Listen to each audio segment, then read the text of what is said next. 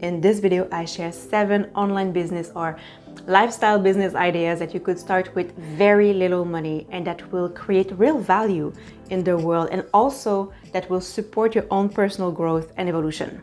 What we call a lifestyle business is a business that is centered around your lifestyle rather than profit. Of course, you make profit too, but the primary goal is to live on your own terms. It's to design your life as you wish and to enjoy more freedom. And a soulful lifestyle business on top of that is one that gives you a real sense of purpose. It also makes a meaningful contribution to the lives of others or to the world. It's doing your life's work on your terms. So here are the 7 ideas, and note that there are a ton of other great lifestyle business ideas that you could start.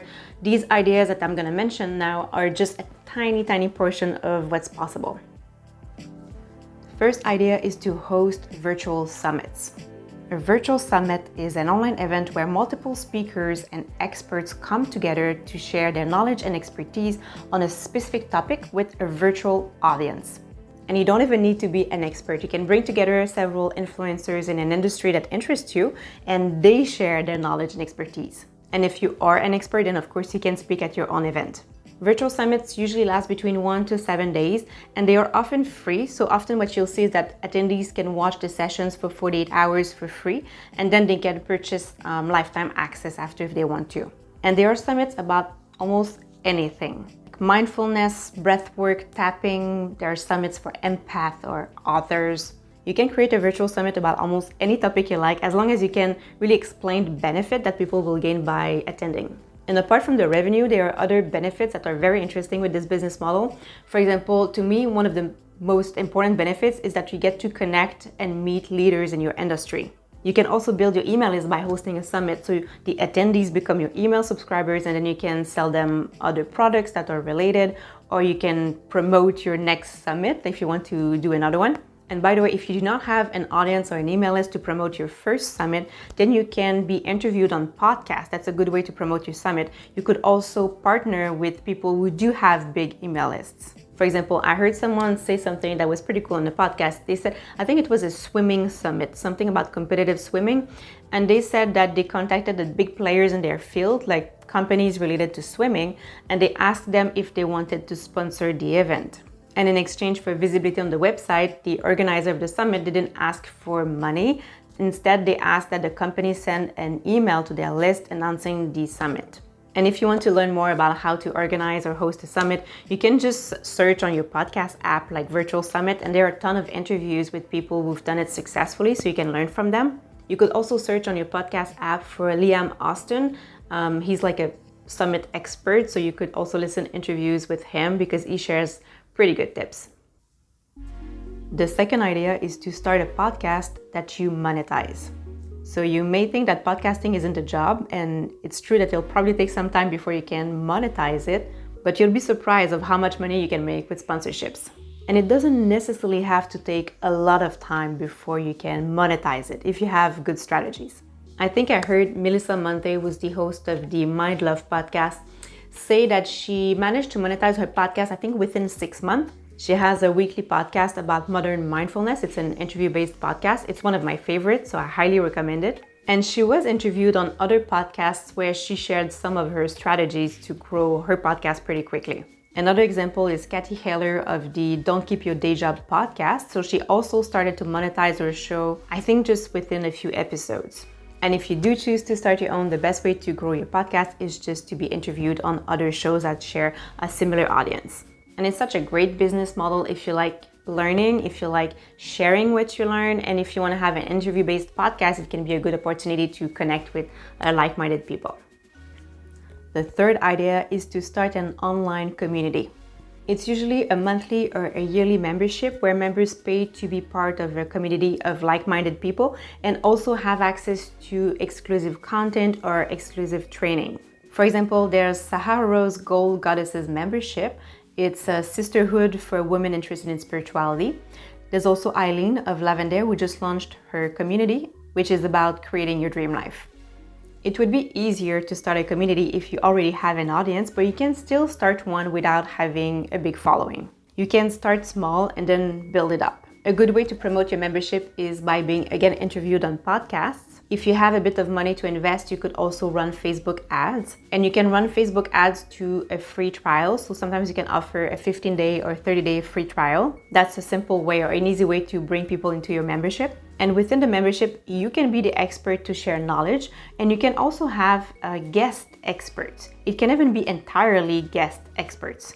You can have trainings in your memberships, you can have weekly workshops or live sessions or book clubs, and there's no limit to how you can grow your membership. It's a very good business model if you like to connect with like-minded people and want to create a community. Number 4 is to license your art. So if you're an artist, you can create design and then sell them online. I'm not an expert on that topic, but you could learn from someone who is an expert. For example, there's Kat Coquillette. She's a successful illustrator who makes a full-time living through art licensing, and she shares how she did it in a class on Skillshare. So if you have a Skillshare subscription, then you can watch her class, and if you don't, you can just still watch it with the free trial and then just cancel after if you don't want to continue with them. But if you are an artist and you would like to make money selling your art, it is possible, especially now with the internet. The 5th idea is to create physical products. It could be workbooks, journals, jewelry made with crystals. You can sell them on Amazon, on Etsy, or on your own website. Workbooks and journals can be great to start in the beginning because you can use the print-on-demand service on Amazon, so you don't have to pay anything upfront, except maybe for like the formatting and the book cover if you want to hire someone to do that.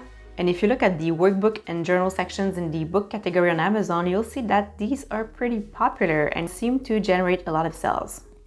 And it's a great way to share helpful information on topics that you know about. Next is to become a conscious influencer.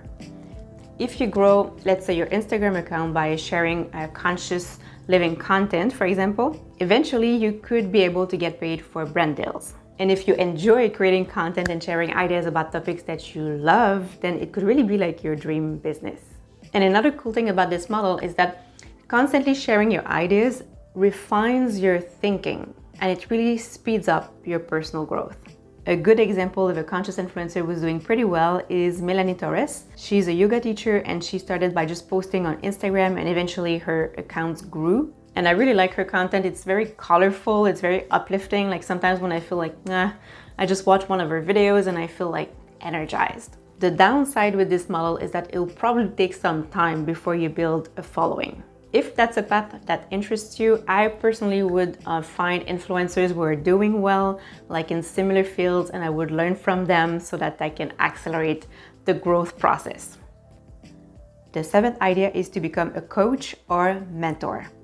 So if you want to share your knowledge and expertise, you can become a mentor or a consultant. As for a coach, it's someone who helps people achieve their goals by providing support, asking questions, helping undo limiting beliefs, limiting patterns. A coach is not really someone who's going to tell you what to do, but it's someone who's going to support you and help you achieve your goals.